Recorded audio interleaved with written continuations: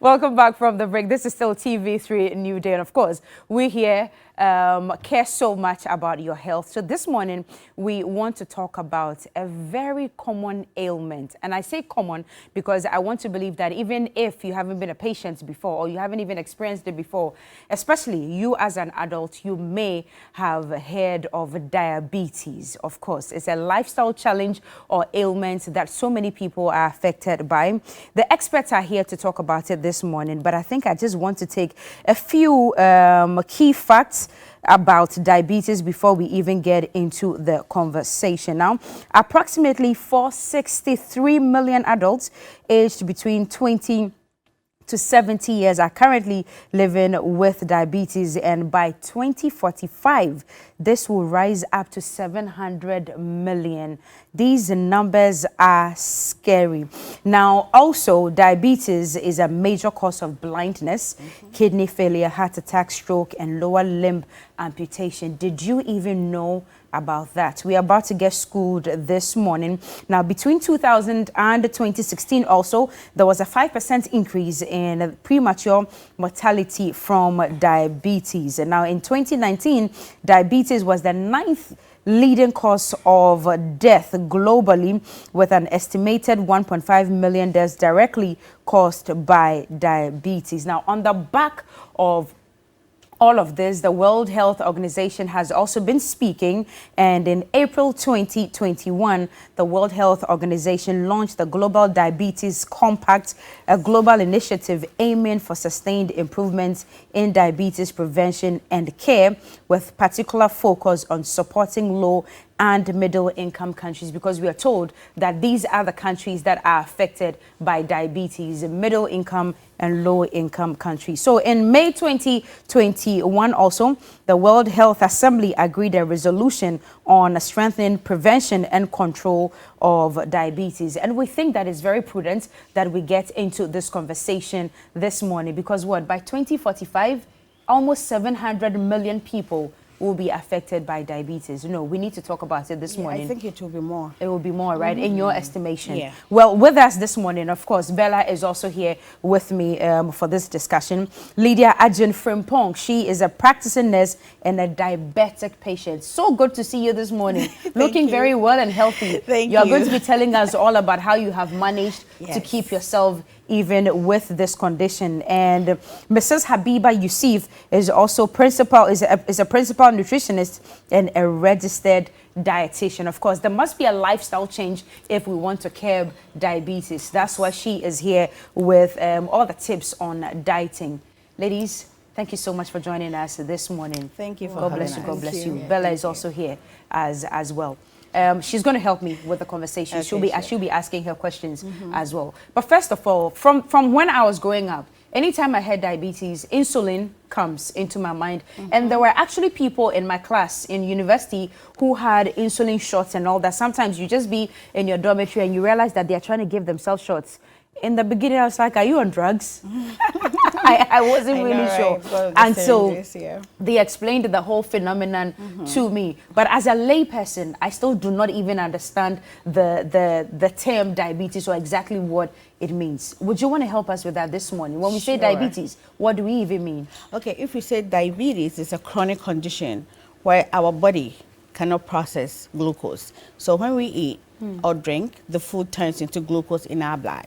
Then we have the pancreas, and inside the pancreas we have beta cells. These beta cells, they make insulin, and insulin is an hormone. So when we eat and the food turns to glucose, the pancreas automatically releases the insulin and turns the glucose to energy. So diabetes happens when the pancreas is either not producing insulin at all or not producing enough insulin. But what causes that? Why can't the body produce enough insulin? There are a lot of causes to that. So yeah, so the body produces insulin, all right, but it's not enough, or it's your body resists it. You know, and there are a lot of causes to that. We have types of diabetes. I was going to come to, it's one of the questions we would ask you exactly. anyway. Yeah. So we have the type 1, which like you saw them giving them insulin. Yeah. Type 1 is insulin dependent. And they don't know the cause of the type 1 because your immune system is fighting and destroying the beta cells that produces insulin. And we don't even know. That's why, like, they give birth, somebody can come from their mom's womb, straight from the womb, and have diabetes. Well, because could that be because that mother already had diabetes, which is why they would give birth? It can be possible. It can also, be there can be a mother who does not even have diabetes and still give birth to a diabetic. To an individual who just comes with diabetes. Yes. And it can be a child. Wow. Yes. It can be a child. I remember when my son was diagnosed. My son was 13 when he was diagnosed. And when he was admitted, there was this brand new baby on this same floor. Brand new. The mother has just given birth to her. And her blood sugar was 500. 500, a brand new baby. Could it be the diet of that mother when she was pregnant? No, with the type 1, it's genetics. You can, yes, you inherit it. Purely insulin dependent. Yes, so insulin dependent. You cannot, like with the type 1, the pancreas is destroyed. The beta cells in the pancreas that produces the hormone insulin is destroyed totally. So you depend solely on insulin. There's no reason it's destroyed. I don't understand. They don't know the cause why the immune system is destroying the pancreas for not to produce. But with the type 2, it's lifestyle, mainly lifestyle. You can inherit the type 2, but it's not as common as the lifestyle. Or they can be both. For instance, maybe your mom or your dad can have the type 2 diabetes. You knowing that, and you don't eat right, you don't exercise, you don't do anything. So you can inherit from your parents plus your lifestyle. Which is the type 2? Exactly, with the type 2. So, and it's the common among all the diabetes. Is that what you have? No, I have the type 1. The type 1 is just 10% of the people living with diabetes. But the type 2, it's like the most common one. I see. Yes. What are the other types? Then we have the gestational. Okay. The gestational one is when pregnant, like my sister here, then you develop the diabetes. And usually they diagnose it between 24 to 28 weeks. Yes, of pregnancy. Then we have the pre-diabetes. And the pre-diabetes is your sugar, your blood glucose is high, but it's not too high for them to diagnose you type 2 diabetes. So I always say that point is a warning for you, so that because you can prevent yourself from getting the type 2. What causes the pre-diabetes then? Age, lifestyle. As well? Yes. Oh, my and race and ethnicity. Just by virtue of the fact that you're growing old, you can actually get diabetes. Yes, yes. And surprisingly, type 2 is supposed to be 45 and older, but now it's come down to 20. Even less, because they're like teenagers. Because of lifestyle, not eating right, not being active, they are gaining weight, they are being obese, they are getting the type 2. Wait, so what? So when we're Habiba, I'm so sorry. Okay, no. Do you have anything to add to that before we even go to our next? I think she has said much about it. Okay. And like she was talking about the type 1 diabetes. Right. Yes, some mothers do deliver, and the mother herself is not diabetic, but the child happens to be. Yes. So, but science has still not really gotten to understand how exactly the body is trying to fight these beta cells that we are talking about. So, and then lifestyle also plays an important role. Tell us a lot more about when you say lifestyle and diet. Plays a very important role in dietary management, especially when you say lifestyle diseases, and that is why diabetes is categorized as a lifestyle disease. So lifestyle disease is just a disease that is associated with how a person or people live. So the way you live, if it's going to affect your hormonal production, hormonal balance, such that, because like she said, insulin is a hormone. So if for one reason or the other, these hormones are not really working as they are supposed to, yes, it could bring things like the diabetes we are talking about. And so lifestyle like this, she made mention of inactivity, sedentary lifestyle. Yes. So research says that the more you exercise, the more your insulin sensitive tissues get to even work.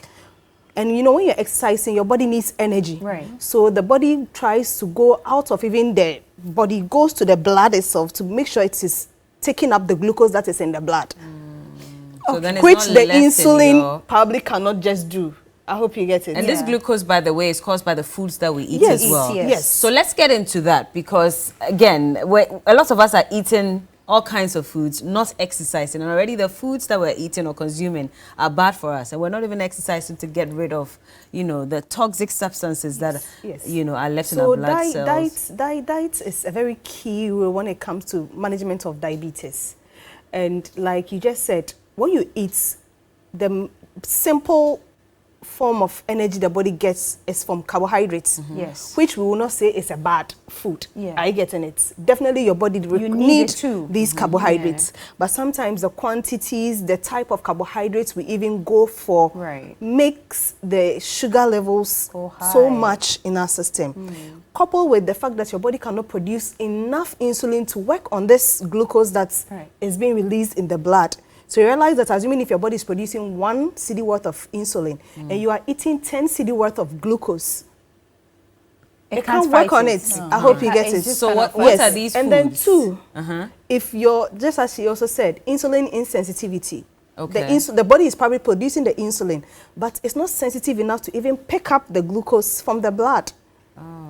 I hope you get it. We call it insulin resistance. Which is not even your fault or anything. So that could also be your fault because, and that is also linked to high saturated fat intake, trans fat intake, because science shows that the more you consume a lot of fats, or you, the human being, if you are obese, which could be as a result of high fats in your body, it makes these insulin sensitive tissues not sensitive. Habiba, let's come to Ghana. There are so many people who are watching and they're interested, like Bella asked, what types of foods causes this? What are we talking about? So in Ghana, are we talking the bankus, fufus, kenke? Like, yes, so the bankus, fufus, kenke are all good. We can still do our homemade natural foods. Now, one issue is we always recommend that for diabetics, you take carbohydrates that are complex. When we say complex, carbohydrates that have fiber.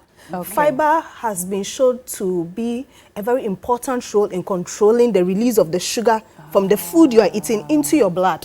When you eat, the food turns into sugar, right? But the release of that sugar into the blood, fiber plays a very key role in controlling that release. So, Miss Cookie, you can take a 10 cedi worth of food, or let's say a food that will give you 10 cedi worth of glucose. Like let's say what? banku. Like banku. And I'm eating, let's say, rice.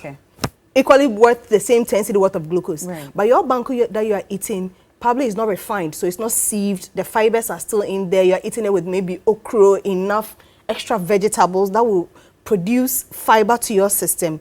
That 10 cedi release of glucose will be at a slower rate than my rice that is probably refined. Where it doesn't have any form of what? Fiber in it. So fiber is really important. Yes. So then you can consider things like wheat, oats, and all that in your diet. So even like you said, to our typical setting, even if the wheat and the oats probably might not be a do for you, just ensure that you don't process your food so much. You don't consume a lot of processed foods, trans fats. So processed foods, let's get into that, because I remember that I spoke to Lydia on the day show, and she was talking about even tomato paste being a cause, of diabetes as well. So break it down for us, because a lot of us rely on processed foods, unfortunately, because of the fast where we lifestyle that we have so right now. Talking about lifestyle, I think some years back I was still doing my research, and urbanization was one key role of diabetes causation. And I was like, urbanization, because you realize that for those of us in the urban areas, fast life. So we are looking out for process. And this process, we want it ready to eat. For it to be ready to eat, it needs to be processed. So fibers are probably removed from it. For longevity's sake. Very good. And then now, the other thing too, like Bella made mention of the canned, or let me say the paste, tomato paste. They need to preserve. The companies need to do what? Preserve their foods. So and when you look at preservation modes, salting is one, sugaring is one. So you can go and buy a tomato paste that you probably might think they've just added maybe flour or whatever, but there's even added sugar in it. That's why some of them actually taste so sweet. Yes. So, but it's not all of them, is it? There's not all of them. Not all of them. So not let's establish that fact so that it doesn't look like we're running down companies. Oh, no, not at all. In fact, not at all. But I'm just trying to say that it's just a mode of preservation, just like we know our Kobe. Kobe was tilapia, but to prevent it from spoiling, salting, very good. A lot of salt so that's just a way of preserving. So we have various ways of preservation. So for you who is probably a diabetic, you probably have to consider the amount you are using, or maybe look out for other options. I hope you get it. So you want to prepare your stew. You're not using a whole can of tomato paste, but probably a little, and then more tomatoes. I hope you get it. So blending whilst ensuring that your health is still key. I hope you understand. If not, if tomatoes are in season and you think you can probably do your own paste, that's fine. But like we are saying, we are not running anybody's company. But those are just preservation modes. But you should be heavy on fruits and vegetables? So fruits, vegetables, whole grains. Now whole grains are basically carbohydrates that still have the fibers. So like we made mention of our banku, maize has enough fiber. So those kitchens or those individual homes who would normally sieve the corn dough and the cassava dough, that's wrong. we're actually not supposed to be doing that. Yes. So it makes the release of that sugar, we call something glycemic index. It makes the release of the sugar into the blood go at a higher rate. Meanwhile, for you, a type 2 diabetic, like I said, the insulin probably might not be sensitive enough to even sense the glucose to pick up, or 2, you might not be producing enough insulin to even work on the glucose that you are eating in your system. What are the symptoms? I was just, I'm sorry about that. But Lydia, you are diabetic. You've been living with this for what, 20 years? 24 years. 24 plus years. What were the symptoms? What led to you actually finding out that you were diabetic? Okay, I was urinating a lot, especially during the nighttime. I would wake up like 15 times. And pee. Okay, but if it's during the day, you pee maybe like... Oh, so during the day you pee, but it gets worse. And the worse. night it was excessive. Excessive, exactly. Then I was thirsty, like every minute I was drinking water, I was still thirsty, and I was getting hungry so fast. Like I would eat and I would still be hungry, and I kept losing weight. I wasn't big like this. I was like skinny, and I wasn't gaining weight. Over and my a span vision. Of how long do you remember? Oh, like a year or 2 or some months. Actually, I had gone to America in 98 June. Then I started having the symptoms in August. I think in July, getting to August. But I ignored it, So it got worse and worse, especially my vision was getting blurrier every day. Yes, every day. And I remember I had an yeast infection, and I tried all the vaginal stuff, but it didn't work. Like I still had it. So it was my roommate who said, Lydia, you need to go see the doctor, because look at you. You complain of cramps in your legs, you're peeing a lot, you're drinking, you're eating. And so I went and I went to the emergency room, and they did the test, and boom. You had diabetes? Yes, but I was in denial. Wow. Yeah. I see. So those could be some of the signs and symptoms. Yes. Does it differ from person to person, or it's universal for everyone? I think it's universal for everyone. But with some people, like the cramps in the legs, not everybody experiences it. But when there's too much sugar in your blood, yes, you can get cramps in your legs. Yes. Now, I just want to ask, in the case of cancer, if you delay in detecting it or the treatment, it could migrate from one stage to the other. Now, you've told us that diabetes has 3 types: stage 1, type 1, type 2, gestational and pre-diabetes. Now, does it change over time with lack of treatment? You get the complications. Habiba. Yes, you get the complications that are deadly. What kind of complications are we talking about? So just as she made mention of, she started having eye problems, vision impairment, retinopathy. So retinopathy is one, your kidneys, it can lead to even you having high blood pressures, your livers. You see, the way God did the system, it has its own way of working. So just as it's giving you the signal and you don't work on it, the other organs that also aid in doing that, because when the insulin does not produce enough insulin, the pancreas does not produce enough insulin, and you are still taking enough carbohydrates and all that, probably the liver would want to come in to release another hormone to help in controlling it. I hope you get it. So the more you don't treat it, it means you're also putting pressure on that as well. I hope you get it. Yes. Very good. Now, you get high sugars. Remember, the veins or the arteries that go to the eyes, the peripheral parts of your body, I mean your nerves, your fingers, your toes, the veins there are very tiny.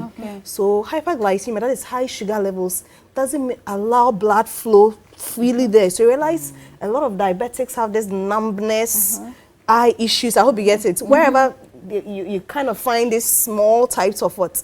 Veins and arteries. So complications are what you normally get if you don't treat it early. How do you treat it then? What's the treatment process for that? But even that, let me just ask I'll come back to you. A very important question. Somebody out there is asking, by the raw intake of sugar, proper sugar, maybe I'm making Milo, a beverage or something, and I put like a large amounts of sugar. Can that cause diabetes as well? So no, just the direct intake of sugar. Okay. No. Okay. So in fact, diabetes is not just as the intake of sugar. Okay. Remember, because we made many people mention, think that's what causes. Yeah. I always tell my clients now. who come that assuming you're preparing tea, so you said large amount of sugar, Yes. right? But this is someone who's taking tea and has there to put just a cube of sugar or Right. a teaspoon of sugar. Right. So assuming if a teaspoon of sugar is giving you just 1 glucose, compared to someone who's eating kenke, like 2 bowls of kenke. Remember, this kenke is also made from carbohydrates. Exactly. Which And it will will end definitely up turn being into produced. glucose. Yes, into glucose. Yeah. But remember that assuming if that bowl of kenke is equivalent to, let's say, 6 sugar Cubes of sugar. So you, the person eating kenke, and someone who's taking tea with We're a all teaspoon on of the sugar, same scale. who is probably But taking then if you're eating a little lot of amount. sweets, we're told that you should reduce the No, intake that's as well. No, we are trying to clear the fact that people should not just think it's just the intake of sugar that is Yeah. making them have diabetes. Yeah. I get it. But if you're Yeah. eating a lot of sweets, Yes. we should be careful about that That's as well. what So it that is. people don't also assume that she says once you don't take too much sugar, it's fine. So if I have a whole bar But of just that chocolate, the I should notion out consume there is that the you can entire get thing. diabetes from Yeah. taking raw sugar. sugar. No, because Yeah. I have patients who will come and okay, so But what do you me take mean for sugar, breakfast? oh, yeah. They will say, Until oh, me but the main me- person made the sugar Aha. and tea. That's what they will Oats, say. I get it. Yeah. So what I'm trying to say is, so if you are not taking that in the name of you not taking Getting, enough, yeah. equivalent to you The taking a bamboo, carbohydrate, which will give you that's more more. glucose. Yeah. I hope you get it. So people should You not would just end up get getting the it, assumption yeah. that it's just the intake of sugar. Right. Though excessive intake of sugar can also make you have the condition called diabetes. Okay. Yes. Let's go into the treatment then Yes. before we even wrap up. Our time is up. But I mean, you are living with it. And Yes. so what's treatments like? With the type 1, you depend solely on insulin, which is me. I have an insulin pump that gives me insulin around the clock. And with the type 2, they usually do pills just to stimulate the pancreas. And you live on with that for the and- rest of your life? Yes, and with the type 2 too, some of them will be on pills during the day. Then at nighttime, they can take the long-acting insulin that will like work 24 hours, and it helps with the medication. Is that to an control. injection too? Yes. Yes. So it's you're an going to injection. pop pills and still inject? Yes. Inject. Yes. So do you Yes. teach your patients how to be able to inject themselves? Because from what I know, they do it themselves. How easy is that? I used to do it manually long time ago. I used to give it to myself. Okay. And it wasn't easy. I wasn't compliant. At times you feel lazy to do it. So those doing it, it's not easy. And some of them also are afraid of needles. But at this point in your life, you have to let that go. There isn't any other way to get it into your body back through the needles? There isn't any No, other way? that's how I'm thinking about the insulin pump. Okay. Yeah, So- it's an infusion. Oh, so it's in your body Yeah, right now? it's in my body. Oh. Yes, it's like when you go to the hospital and they give you IV fluids. Right. Yeah, that's how it's like. But mine goes through a pump, Okay. and it gives me the insulin around the clock. And if I'm going to eat, maybe if I'm going to eat a little bit of rice, I have to estimate the carbohydrate, how amount. much the carbohydrate that I am going to consume. Then I'll put it in the pump. Then the pump will calculate and give me a dose, a bolus dose to Wow. cover there. Is this food. available in Ghana? Because I know you No, live no, in no. the US. No, it's not. Habiba, so in Ghana, how do you treat? So yes, And control we do the insulin, but I think the pumps are not really already available here. I don't know if there is. It's time to be Okay. corrected. Okay. But I know the insulin shots are being given to patients, and they are being taught how to do the shots. So there are some that's apart from the needle and or syringe and the insulin itself. There are some that also come like a pen. So you already just put in your insulin in it. You just cock it and then it that's pricks. it. Yes, and that is it. And some to take the tablets. Brother can't imagine it. Yeah, some to take the tablets, Wow. medications Wow. prescribed by a physician.